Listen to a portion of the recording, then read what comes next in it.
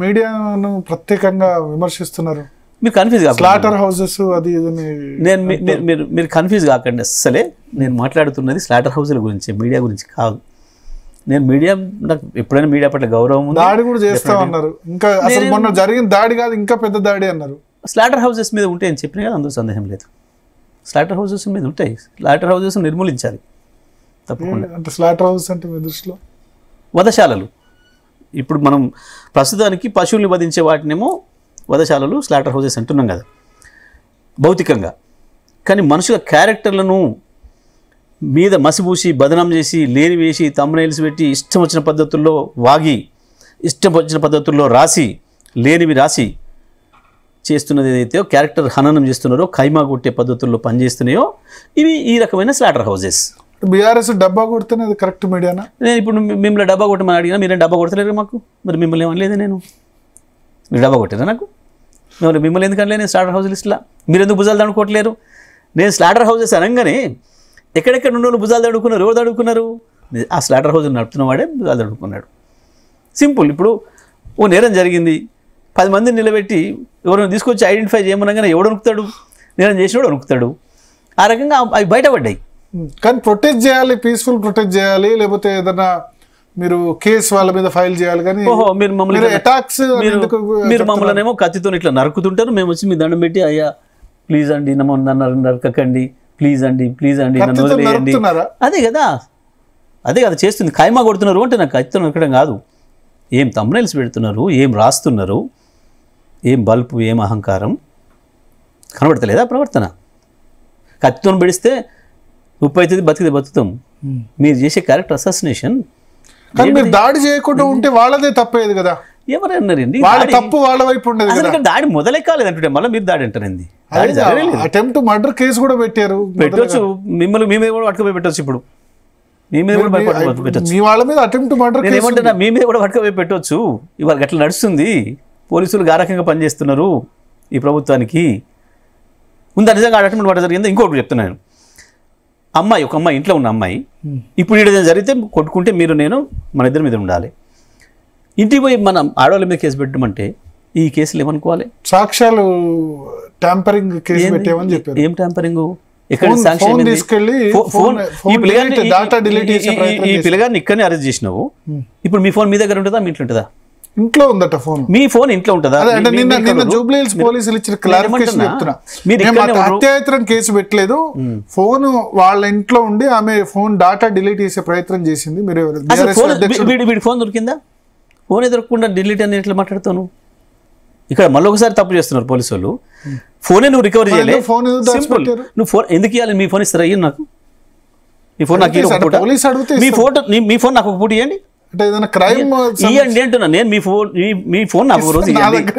అరే ఇవ్వండి ఒక రోజు నాకు పెట్టుకోండి, ఒక రోజు నాకు ఇవ్వండి. అసలు మీ ఫోన్ అడిగే హక్కు నాకు ఎక్కడిది? పోలీసుడికి ఎక్కడిది?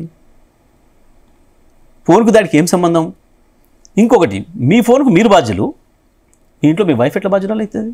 మీరు ఎక్కడ చేసిర్రు, మీరు నన్ను తిట్టిండ్రు, లేదా మీరు నన్ను కొట్టిండ్రు, ఏదో జరిగి దీనికి మీ ఇంట్లో మీ వైఫ్ స్టార్ట్ చేసిందే బీఆర్ఎస్ అంటున్నారు. అంతకుముందు లేదు, 10 ఏళ్ల హయాంలో చాలా మిస్యూజ్ చేశారు పోలీసులు. ఒక్క రోజు 10 కేసులు పెట్టించారు, కేసులు పెట్టించారు. ఒక్క కేసు పెట్టించిన సంఘటన చూపిస్తారా 10 ఏళ్లలో? ఒక్కటంటే ఒక్కటి. మీరు నేరం చేస్తే తప్ప. పిసిసి ప్రెసిడెంట్ అంతకుముందు ఈయనకంటే ముందు ఉత్తమ్ ఉన్నాడు, ఒక్క కేసు అయింది ఉత్తమ్ మీద? కాలే కదా. వర్కింగ్ ప్రెసిడెంట్లు 5 మంది ఉన్నారు, ఒక్కరి మీద ఒక కేసు అయిందా? కాలే కదా.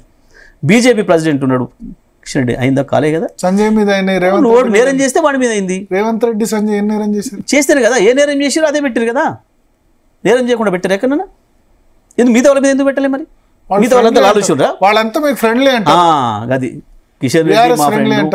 ఇప్పుడు కాంగ్రెస్ లో ఉన్న మొత్తం రేవంత్ రెడ్డి తప్ప మిగతా వాళ్ళంతా మా ఫ్రెండ్స్. చెప్పండి, ఎవరు బట్టి విక్రమార్క కావచ్చు, శ్రీధర్ బాబు కావచ్చు, వెంకరెడ్డి కావచ్చు, ఉత్తమ్ కుమార్ రెడ్డి కావచ్చు, ఇంకో జగ్గారెడ్డి కావచ్చు, ఇంకో వీళ్ళంతా దామోదర్ నరసింహ కావచ్చు, అందరు మా ఫ్రెండ్స్ అన్నట్ట. వెంకటరెడ్డి కాకుండా మిగతా వాళ్ళంతా మీ ఫ్రెండ్స్ అన్నట్ట. వాళ్ళ మీద ఎందుకు పెట్టలేదు? వెంకటరెడ్డి కూడా పెట్టలేదు నేను కేసు అన్నట్టు కూడా ఎక్కడ పెట్టలేదు నేను.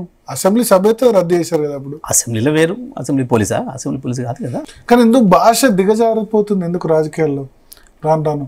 భాష ఇదంతా కూడా ఒక పథకం ప్రకారం తెలంగాణ వ్యతిరేకులైన చంద్రబాబు అండ్ గ్యాంగ్ చంద్రబాబు చేస్తున్న వాళ్ళు చేస్తున్న ప్రచారం ఇది. చంద్రబాబు కేసీఆర్ పైన కూడా వీళ్ళు మాట్లాడుతుంటే ఇప్పుడు ఈ ముఖ్యమంత్రి మాట్లాడే భాషను సమర్థించడానికి కొంతమంది స్లాటర్ హౌస్ యాంకర్లు అబ్బాయి కేసీఆర్ మాట్లాడి కదంటే చెప్తాం కొడతా అని చెప్పిన వాడిని ఎవడని ఇట్లాంటి మాట ఇంకోసారి మాట్లాడితే ఎప్పుడు మాట్లాడిండ్రా కేసీఆర్? ఒక బూత్ మాష ఎప్పుడైనా మాట్లాడిండా? ఎప్పుడన్నా ఆవేశంలో ఉద్యమ సందర్భంలో ఒక పదం వస్తే కూడా రిగ్రెట్ అవుతారు అన్నాడు అవుతారు. ముఖ్యమంత్రి కిషన్ రెడ్డిని ఒక పదం అన్నాడు అనేది వాస్తవానికి రండా అనేది బూత్ పదం కాదు, న్యాయంగా చెప్తున్నా. రండా అనేది పెద్ద బూత్ పదం ఏం కాదు. పని చేయాల్సిన పని చేయలేను అనే మాట అది. నువ్వు చేయాల్సిన పని నువ్వు చేయకపోవడం అనే దాన్ని అంటారు. దాన్ని అయినా సరే దానికి కూడా రిగ్రెట్ అయినా అరే అనాల్సింది కాకుండా ఏం లే ఎందుకు పోయింది అని చెప్పి మీరు మంచిగా చెప్పారు. 25 సంవత్సరాల ఈ ఉద్యమ చరిత్రలో అంతకుముందు ఆయన పార్టీగా ఉన్న ఇంకా 15 ఏళ్ళు కావచ్చు, 45 సంవత్సరాల చరిత్రలో కేసీఆర్ గురించి వెళ్ళి మీరు ఎవరు మాట్లాడినా ఒక మాట ఒక రండా అనే పదం అన్నాడు అని ఇవాళ. కానీ ఇవాళ ఈ ముఖ్యమంత్రి ప్రతిరోజు మాట్లాడుతున్న దాని మీద ఒక్కడి స్లాటర్ హౌస్ యాంకర్ గారు మాట్లాడింది, ముఖ్యమంత్రి గారు ఉపయోగించకూడని భాష ఉపయోగించిండు అని చెప్పి ఒక్కడు రాయడింది. ఖండించాలి కదా, ఖండించాలి కదా. ముఖ్యమంత్రి దీని గురించి ఒక్క మాట కూడా మాట్లాడని మాజీ ముఖ్యమంత్రి పైన లక్షలాది కోట్లాది మంది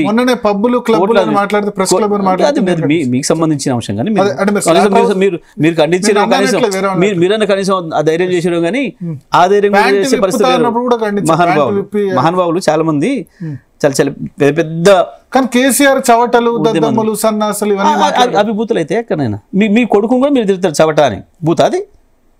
అరే చవట సన్నాసి మన టీచర్ తిట్టపోయేది, అరే చవట అని మన టీచర్లు మనం తిట్టలేదా?